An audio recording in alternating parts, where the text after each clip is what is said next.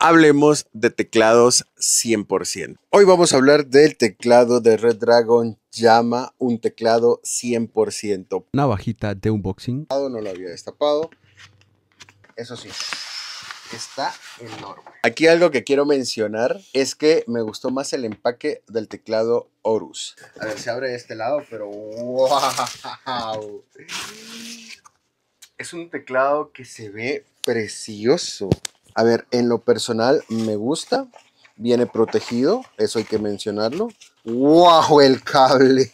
Ahorita hablamos del cable. Es enorme. ¿Qué nos encontramos en la caja? Pues también nos encontramos el manual, unas pinzas para retirar switches y keycaps y una pegatina de Redragon. Otra cosa que trae son switches, que estos pues la verdad no vienen tan protegidos como los del teclado Horus. Ahora, algo que quiero hacer mención, que es brutal, es el cable. Déjame en los comentarios si sabes por qué trae dos puertos USB. Cuenta con un reposamuñecas que puedes quitar si tú quieres y así suenan las teclas. Déjame en los comentarios si te gustaría que sorteemos este teclado. Y este teclado necesita un review aparte porque es tan grande y tan bueno que no cabe en un video.